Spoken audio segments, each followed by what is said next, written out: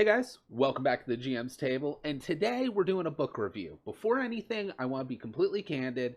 This book I got for free. Well, the PDF.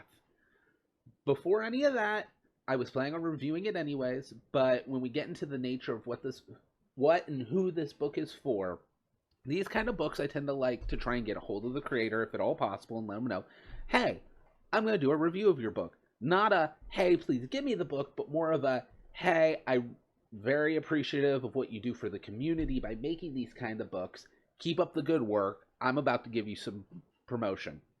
They, within a day, got back to me and went, hey, thanks. If you don't have the book, here it is for free.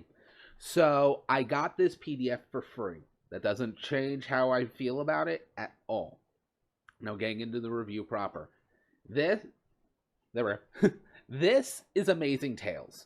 This is an RPG for kids, namely small kids. It's for kind of a my first RPG. This is for a parent and 1 to 2 kids.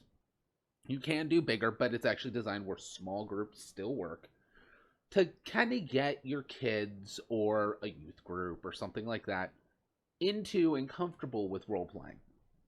That said, if you are looking for a game with a lot of crunch, a kid's first RPG is not it. If you're looking for this game to be filled with mechanics, it's not. It's filled with other things. In fact, all of the mechanics of this system fit on 1 page. They're honest about it right up front. They're like, hey, this book is not going to be full of mechanics. In fact, in there they'll go, in fact, all our mechanics fit on 1 page. It's the next page. Check it out. And you flip, and all the rules you need are right there. And not like, oh, they crammed it all. No. Very simple rules. In fact, in their supplement, in their trial PDF, they have all the rules because what you're buying isn't just the rules. To do a rundown of the rules, it's real simple. You have a character. Your character will be whatever you say it is. It's kind of fate-y in the fact of you just say what you are.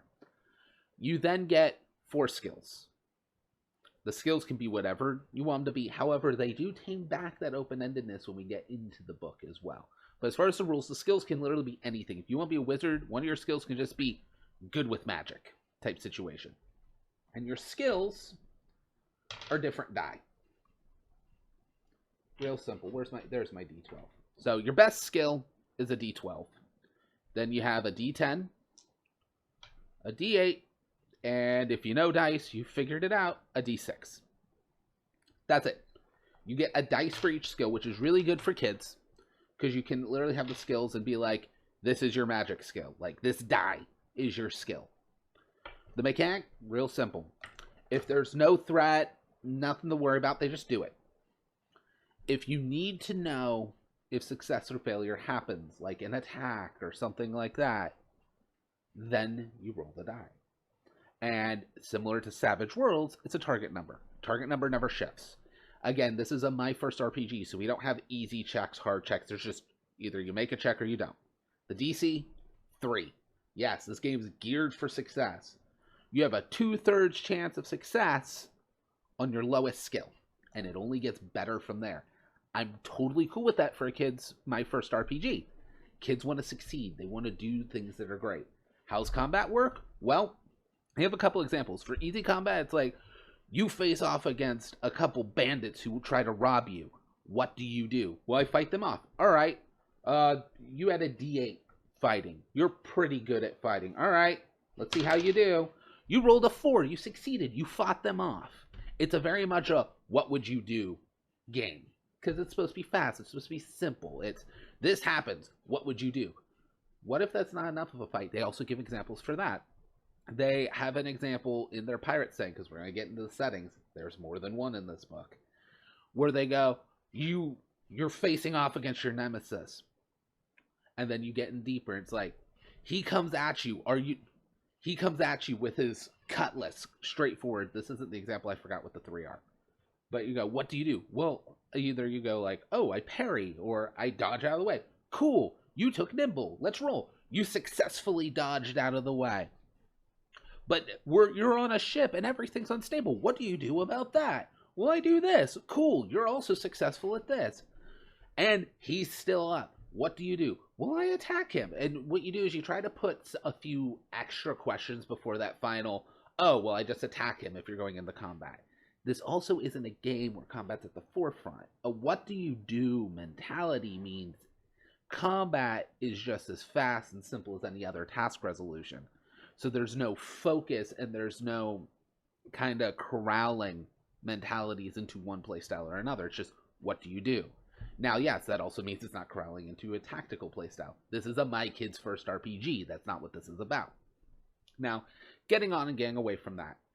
If all the rules are one page, what is this book? Because this book is about 96 pages. It's not a massive tome, but it's thick. It's almost 100 pages. Well, the main thing you're buying this book for, if you buy this book, and again, if you have kids or you want to support this kind of thing, I suggest it. The PDF is like $6.30. It's a few cents more than $6. The print copies are around 20 to 25, depending on quality of paper. I think hardcover's 30. That's you're paying the printing cost. The actual PDF is $6. It's really cheap. What is that money going for? Well, most of this book, I'm off today. Most of this book is tips and advice on how to run games for children, how to structure games for children, how to keep things moving at a child's attention span, and how to keep things simple enough where they don't get frustrated. This is a guidebook. This is a guidebook on how to set up a game for kids. That is super, super important to me. Yes, this is kind of, if you were to dig, and people have done blogs and stuff, you can collect all this advice here and there for the most part. However, it's all through the lens of one specific writer, and it's all their specific advice. So I'm not going to say, oh, you can get all this everywhere else. But it's nice to have in one book, especially if you prefer physical media, where you can just get this book and read and feel like you have this kind of handbook for running games for kids. I think that's very, very important in the community, especially us who are parents who have small kids that we want to try and see if they share our hobby. This is great. The other thing of this book, I said we were going to get into it. I said the skills got a little more explained, and I said pirates is the settings. There are 4 settings in this book. Yeah, 4 settings. One is pretty unique to this book. I don't see it around a lot. It's a fairies setting, which again, I have a 4-year-old daughter. A fairies setting is actually kind of great for breaking down all these gender walls and everything like that. If you have daughters and you want to get them in the role playing, it's great. It's a setting where you play fairies and talking animal. It's Fern Gully. That's kind of how I read it as. You get to play Fern Gully. I'm down with that. I'm down with playing Fern Gully with my kids. I said you could play fairies or talking animals. How do races work? Well, in each of the settings, they go, okay, well, here's some examples of things you can play. And they go, hey, here's fairies. And they talk a little bit about, oh, what would it be to be a fairy? And then they have a list of example skills fairies would have. Talking animals. Hey, here's what it kind of be for talking animals. And a list of skills talking animals would have. So they simplify the skill list to just picking off a list, so it's not too crazy for kids. And that's your race or class option, is you're just picking what skill list is most likely. Now again, with how the rules are, if your kid wants to go off book, you can. You totally can. Where are the other settings? Well, we have a basic fantasy setting, like just medieval, wizards, knights, princesses. Yes, there are basically 3 classes to pick from instead of the fairies and animals in this one. You can be a prince or princess, you can be a knight, and you can be a magic user. Boom. Done. Like, you're set. You're like, oh, where's the rogue? Well, another setting they have is pirates. And if you want to just take the pirate and put it in the fantasy setting to go, hey, I now have a thief for a rogue, it works. It works totally fine, but they have a pirate setting. Pirate setting really only has, here's a pirate. Here's skills pirates would have.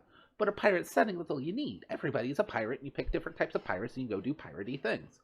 And then the 4th setting, well, we got super fantasy with fairies. We got bog standard fantasy with knights and armor and magic. And we got kind of low I always consider swashbuckling pirates as almost a low fantasy. It's in that genre. It's sword and sorcery minus the sword. It's swashbuckling. Then we have sci-fi. Yeah, we also get sci-fi in this. So we can kind of hit all the notes. If they had a Wild West setting in this, I think we would hit like every genre I think I would need. Like, give me Wild West and give me modern. but I don't think modern noir would work too well. So you'd have to do like school kids adventure, like those two settings added, and it would be everything. That's not lacking in the book. Heck, come out with that and make it yourself. The rules are simple enough. But there it is. Oh, I didn't talk about what's in sci-fi. So sci-fi, pretty standard as well. You got things like the explorer, the I think there's like a hunter or like a soldier. I'm trying to remember. I read this about 2 days ago, and it's been a busy weekend. And then there's the outsider, which is playing an alien. It's a very, very simple system.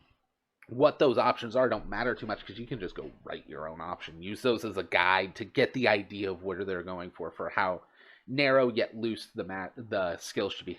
Also, magic, I was going to point out, even in the magic user, in their examples, because they want this to empower kids, the magic user has a skill that's just good with magic.